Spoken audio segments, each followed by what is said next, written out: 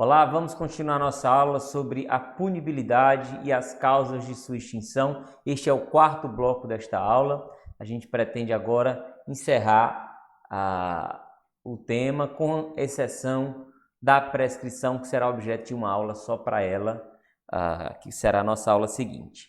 A gente vai tratar agora da extinção da punibilidade pela renúncia do direito de queixa ou pelo perdão aceito nos crimes de ação penal privada, que está aí no artigo 107, inciso 5 do Código Penal, que agora aparece aí para vocês na tela, né? Diz assim o artigo 107 do Código Penal: extingue-se a punibilidade pela renúncia do direito de queixa ou pelo perdão aceito em que tipo de crime? Vamos lá? Nos crimes de ação privada. São aqueles crimes que a lei diz lá que dependem de queixa. São aqueles crimes em que é necessária a propositura de queixa-crime para o procedimento, né? Admite-se ainda a renúncia no caso da ação penal privada subsidiária da pública, mas isso não tem condão de extinguir a punibilidade, como a gente já discutiu antes. Tudo certo assim? Vamos lá. O que é a renúncia? Renúncia, na verdade, é a ideia clara que a gente tem, a ideia comum que a gente tem de que renunciar é abrir mão de alguma coisa. A renúncia ao direito de queixa é um ato unilateral pelo qual o ofendido vítima ou seu representante desiste do direito de promover a persecução penal. Nesse caso, gente, como se trata de ato unilateral, como se trata de ato potestativo do ofendido, da vítima, ele não precisa de concordância de ninguém. Tudo bem? O autor do fato criminoso não precisa concordar. O direito de queixa não foi nem exercido ainda. A renúncia, portanto, só tem sentido falar de renúncia ao direito de queixa quando a gente está antes da propositura da queixa. Proposta a queixa, ninguém fala mais em renúncia. A gente vai falar de perdão e daqui a pouco a gente vai tratar do assunto. Então, renúncia para os crimes de ação penal privada. Tudo certo assim? Ele é ato, como eu já disse para vocês, unilateral. Ato unilateral diz para nós que o ofendido pode abrir mão do direito de queixa, mesmo que o autor do fato criminoso não concorde. A discordância dele, nesse caso, é completamente desnecessária. Tudo certo assim? Não se admite a renúncia extintiva no caso da ação penal pública, de um modo geral, né? Agora, existe a exceção específica na situação dos juizados especiais criminais, que, na verdade, foi uma inovação da Lei dos Juizados Especiais Federais, que ela previu que nos crimes de ação penal pública condicionada à representação, não se trata de ação penal pública incondicionada, mas nos crimes de ação penal pública condicionada à representação, o ofendido pode renunciar ao direito de representação, né? Aí o Ministério Público não poderá mais propor, e essa renúncia que esteja lá embutida, por exemplo, num acordo para a composição dos danos, essa renúncia poderá ter o condão de extinguir a punibilidade. Essa situação dos juizados especiais é pontual. Tudo certo assim? Não se admite renúncia ao direito de queixa nas ações penais privadas subsidiárias da pública como sendo capaz de extinguir a punibilidade do agente. Certo? Ela não extingue a punibilidade do agente. Vamos lá recapitular o que seja ação penal privada subsidiária da pública. A gente está falando de um crime de ação pública em que o Ministério Público tem um prazo, né, de 5 ou de 15 dias para tomar as providências que a lei prevê. Se ele não fizer nada, o que acontece? O ofendido pode substituir-se ao Ministério Público. O ofendido pode propor uma queixa subsidiária. Mas ele pode também renunciar a esse direito de queixa. Mas a renúncia ao direito de queixa, no caso da ação privada subsidiária da pública, não extingue a punibilidade do agente, porque sempre estará preservada a possibilidade de o próprio Ministério Público ajuizar a denúncia. Tudo bem? Tá certo? Vamos lá seguir aqui na nossa conversa. A renúncia ao direito de queixa é um ato extraprocessual, é um ato extraprocessual que impede que o processo exista, né? Depois de iniciado o processo, não se fala mais de renúncia, como eu disse, a gente passa a falar de perdão. A renúncia pode ser expressa ou tácita. Quando é que eu tenho uma renúncia expressa? Quando o ofendido, titular do direito de queixa, vai lá e diz, eu não quero, né? Para isso seria necessário um documento formal, né? Assinado pelo ofendido, pelo representante dele ou por um procurador com poderes especiais. Tudo bem? A renúncia expressa é isso. Mas a renúncia também pode ser tácita. Quando é que a gente tem uma renúncia tácita? Quando o sujeito adota um comportamento incompatível com a vontade... O sujeito adota um comportamento incompatível com a vontade de exercer o direito de queixa. O sujeito foi vítima de um crime contra a honra e aí, em vez de ele ajuizar a queixa-crime contra a pessoa que praticou o crime contra a honra dele, ele pede essa pessoa em casamento ou convida aqui a pessoa para ser padrinho de casamento. Esse é um comportamento que pode vir a ser compreendido como incompatível com a vontade de ajuizar a queixa-crime. Não tem sentido. Então, nessa situação, embora o sujeito tenha ainda o direito de queixa, não passou o prazo, né? Mas esse comportamento dele nesse nosso exemplo que está aí na tela de vocês, de convidar o autor do crime para ser padrinho de casamento, esse comportamento dele é incompatível, logicamente incompatível com a vontade de processar criminalmente aquela pessoa. Então, na hora em que ele faz o convite, mesmo que o outro não aceite, mas o só fato de ele ter feito o convite já revela o comportamento incompatível e aí estará extinta a punibilidade do agente. Nada mais pode ser feito em relação àquilo lá, né? Direito de queixa não pode ser exercido quando for renunciado expressa ou tacitamente. Claro, renunciou, acabou-se a conversa, não tem mais o que fazer. Atenção, atenção. Vocês, quando estudaram a ação penal, o tema ação penal, viram que a ação penal privada se rege pelo princípio da indivisibilidade. O que é que significa o princípio da indivisibilidade? A ideia central é o seguinte: se eu fui vítima de um crime contra a honra que foi praticado por duas pessoas, eu sou o senhor do juízo de conveniência sobre propor ou não a queixa-crime. A gente fala disso de princípio da oportunidade. Eu posso ajuizar a queixa-crime se eu quiser, posso. Se eu não quiser, eu não ajuizo. E ninguém pode me obrigar a propor a queixa-crime e ninguém pode me proibir de propor a queixa-crime. É uma situação que eu resolvo e acabou-se a conversa. Porém, se eu resolver ajuizar a queixa, eu terei de ajuizar a queixa contra os dois autores do fato criminoso. Não posso deixar um de fora porque a ação penal privada é indivisível. Perfeito. Aí a gente transporta essa mesma lógica para a renúncia ao direito de queixa. Se o ofendido, se o titular do direito de queixa renuncia ao direito de queixa, ele não vai renunciar apenas em relação a um dos querelados, a um dos autores do fato. Não pode fazer isso. Se ele renunciar ao direito de queixa em relação a um, implicitamente renunciou em relação a todos, né? Tudo bem? Seria, então, uma renúncia tácita. Se ele renunciar ao direito de queixa em face de um dos autores, ele terá também renunciado tacitamente, implicitamente, em relação aos demais, certo? Se for um ou se forem mais de um, ele terá também renunciado ao direito de queixa em relação a eles, tá certo? Agora, o contrário não é verdade.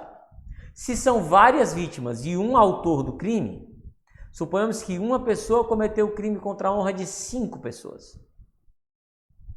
Cada uma dessas 5 pessoas tem um direito de propor queixa autônomo em relação a esse fato.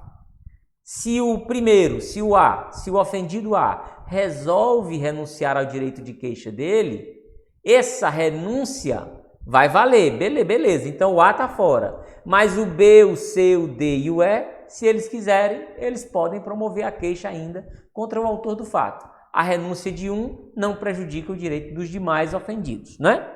Tudo bem? A renúncia é uma decorrência dos princípios da oportunidade e da conveniência, como nós falamos agora aqui há pouco.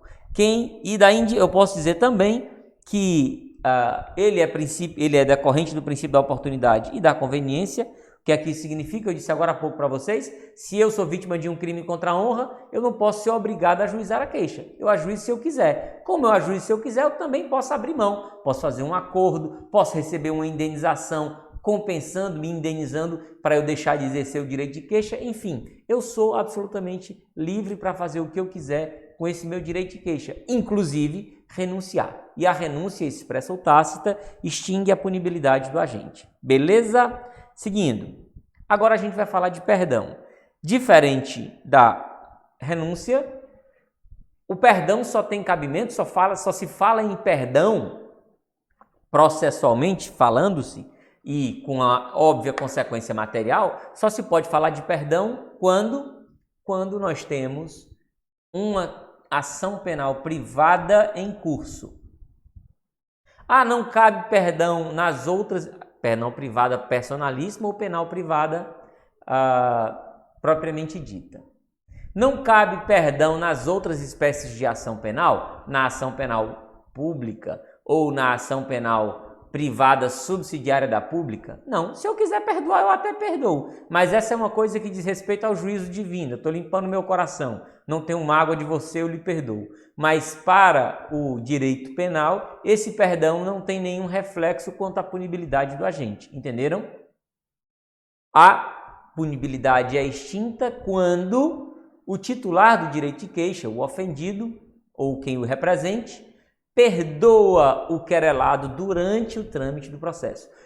O perdão é cabível em qualquer momento, desde a propositura da queixa até o trânsito em julgado da sentença penal condenatória, naquela ação penal privada. Não se pode mais falar de perdão depois do trânsito em julgado da sentença condenatória, por quê? Lembram que eu falei ainda nesta aula? Que quando na ação penal privada o querelado é condenado e essa condenação transita em julgado, agora nós temos um direito de executar a pena, que não é mais do ofendido, é do Estado. Então o ofendido sai de cenário, não tem nada que ele perdoar. Agora nós vamos executar uma pena. Então perdão é cabível em qualquer momento, desde a propositura da queixa até o trânsito em julgado da sentença penal condenatória. Tudo certo assim? O querelante ou o representante, perdoa o sujeito, perdoa o autor do fato do crime, desculpa o autor do fato criminoso. Nós já temos aqui um processo em curso, já existe um processo em andamento, como eu já falei lá. E o perdão tem a ver com o princípio da disponibilidade da ação penal privada. Assim como antes de ajuizá-la, o ofendido tinha o juízo de conveniência sobre ajuizar ou não ajuizar, depois de ajuizada a queixa-crime, ele tem a possibilidade de dispor, inclusive de perdoar, que seria um equivalente a uma desistência. Não é? Agora veja só, importante a gente ter isso aqui bem claro. Também diferente da renúncia, o perdão não é um ato unilateral. O perdão é um ato bilateral. Veja só o que é que diz o artigo 107, só para a gente lembrar que eu estou voltando. O que extingue a punibilidade é o perdão aceito. Perdão aceito. Então a lei exige que para que se extinga a punibilidade do agente, é necessário que o ofendido aceite o perdão. Daí que o perdão é ato bilateral. Tá certo assim? Vamos lá. O que é mais que tem para a gente dizer a respeito do perdão? Não se admite perdão nos crimes de ação pública, mesmo que a gente esteja falando de ação penal privada subsidiária da pública, aquele crime essencialmente é um crime de ação pública, mas como o Ministério Público deixou de fazer o que tinha que fazer, o ofendido foi lá e propôs a queixa subsidiária. Nesse caso, não cabe perdão. Se o querelante, na ação privada subsidiária da pública, quiser se esquivar, se ele quiser paralisar, se ele não quiser que o processo siga adiante, o que é que vai acontecer? O Ministério Público retoma a condição de parte principal naquele feito. não se admite perdão em nenhum crime de ação penal pública. Tá certo assim? Então, o perdão precisa ser aceito, por isso que ele é um ato bilateral, como a gente já está dizendo aqui para vocês, né? E aí vamos lá, nós temos aquelas mesmas situações com relação à indivisibilidade da ação penal. Se houver mais de um querelado, se houver mais de um autor do fato criminoso, veja só, o sujeito ofendido, autor da ação penal privada, ele é obrigado a conceder perdão? Não, não é obrigado. Ele só concede se ele quiser, claro. Isso tem a ver com o juízo de disponibilidade. Ele é que dispõe da ação penal privada. Beleza. Mas se ele for perdoar, ele pode perdoar só um dos querelados e deixar dois, continuar o processo contra dois? Pode?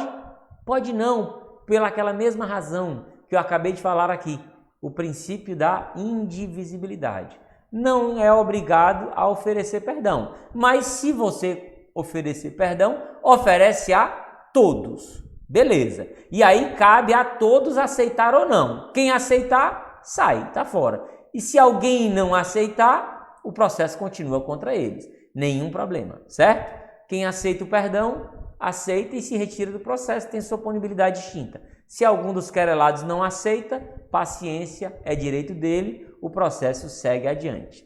Tudo bem? E se houver várias vítimas, o raciocínio é aquele mesmo que nós falamos, né?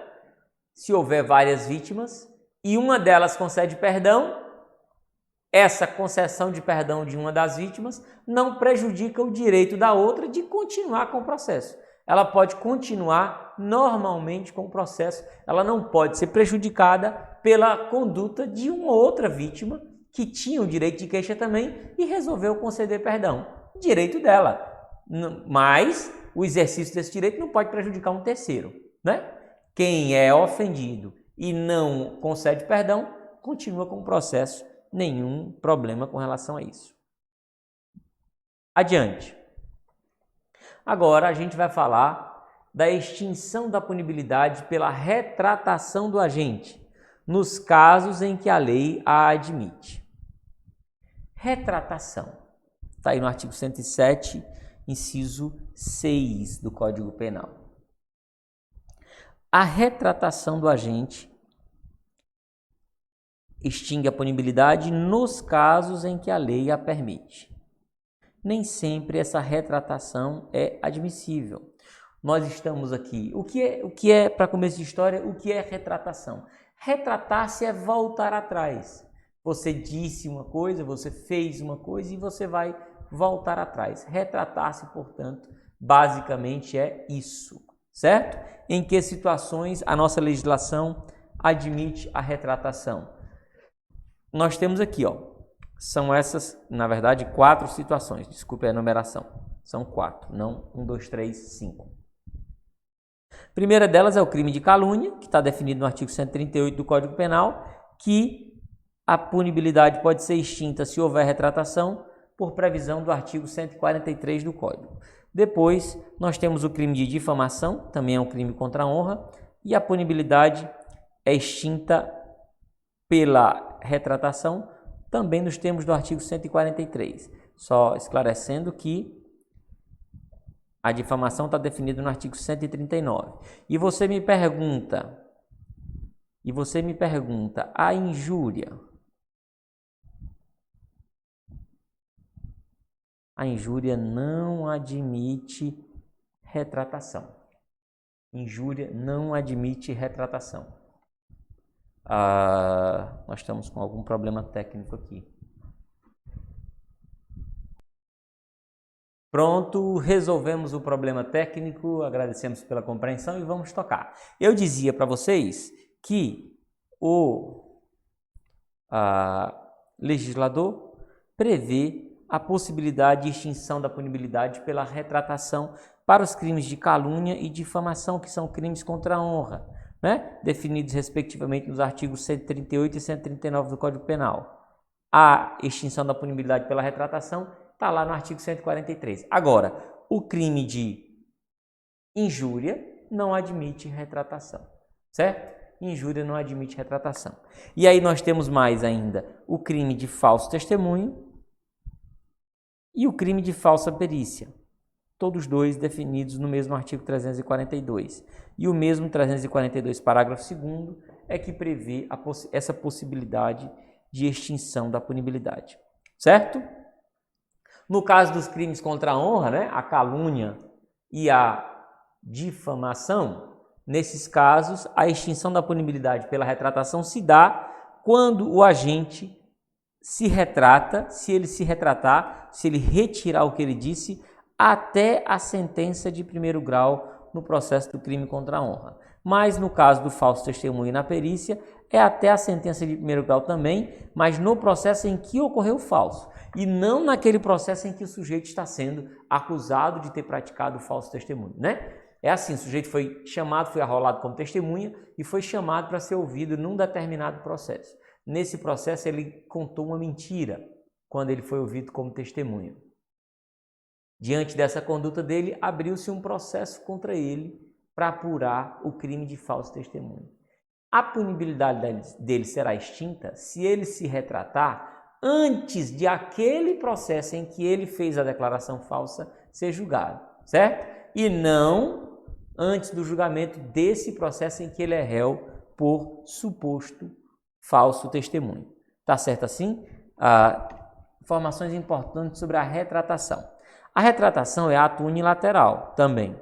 Não exige, portanto, atenção, não se exige, portanto, que o ofendido aceite essa retratação. Se a pessoa se retratou, acabou-se a conversa, certo? Extingue-se a punibilidade. Extingue-se a punibilidade, obviamente eu estou falando aqui da esfera penal, mas civilmente nada inibe a vítima de buscar uma reparação cível. Criminalmente a gente extingue aí a punibilidade. No caso dos crimes contra a honra, a retratação, obviamente, só vai beneficiar aquele agente que tivesse retratado. Somente o agente que se retratou. Só por uma questão de redação legislativa, a redação que o legislador utilizou quando ele falou que se extingue, o fato deixa de ser punível, é o fato e não mais a pessoa. No caso da falsa perícia, né? Da falsa perícia ou do falso testemunho, a retratação não é pessoal, ela é objetiva. Se alguém se retratar e disser a verdade, o fato deixa de ser punível, né? Então, ele vai se comunicar às outras pessoas que estejam envolvidas naquele fato. Vai se comunicar porque é o próprio fato que deixa de ser punível. E aí nós temos agora a situação da extinção da punibilidade pelo perdão judicial nos casos previstos em lei. Está previsto aí no artigo 107, inciso 9 do Código Penal, que vocês conseguem ver na tela aí agora, certo? Veja só, em algumas situações, nós nos deparamos com previsões legislativas em que, por uma questão de política legislativa, o legislador, mesmo diante de uma pessoa que praticou um crime, que tem culpa e que, a rigor, deveria ser condenada, o legislador autoriza que, diante de determinadas circunstâncias, o juiz deixe de aplicar a pena, né? É a situação do chamado perdão judicial. É a possibilidade que a lei abre de o juiz deixar de aplicar a pena. Embora quem vai deixar de aplicar a pena é o juiz, essa não é uma faculdade que o legislador deixou aberto para o juiz fazer quando ele achar que seja conveniente, quando ele se compadecer com a situação desse coitadinho aqui que ele está julgando agora. Não, não é isso de que se trata. Em algumas situações, digo de novo, a própria lei diz, nesse caso, com requisito tal e tal e tal, pode o juiz deixar de aplicar a pena. Pronto. Nessa situação, nós temos, então, a aplicação do perdão judicial, que terá o condão de extinguir a punibilidade do agente, né? Veja só,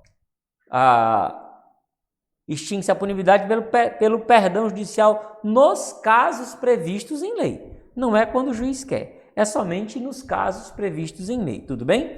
O instituto pelo qual o juiz deixa de aplicar a sanção ao indivíduo comprovadamente culpado pela prática de um delito.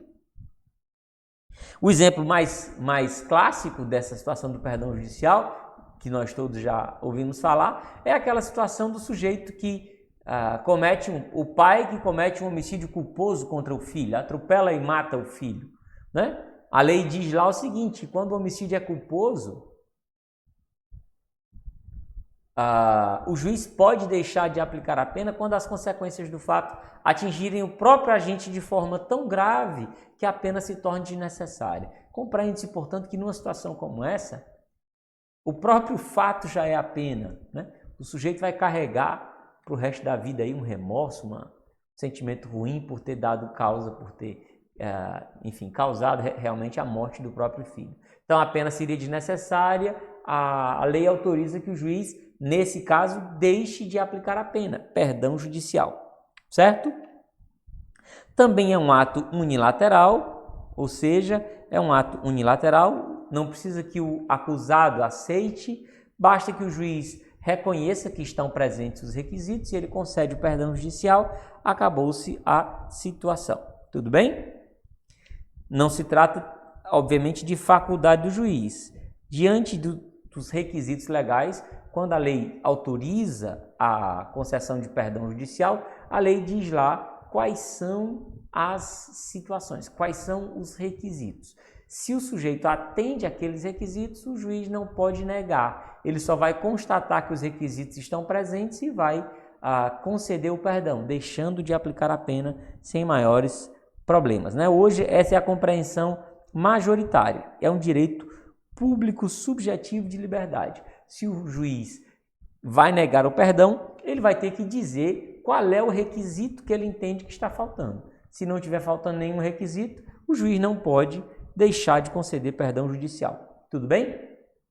A gente então encerra aqui esse tema, né, com o nosso quarto bloco da aula sobre a punibilidade e as causas de sua extinção, e a gente vai estudar a prescrição numa aula só para ela com 4 blocos também. Obrigado.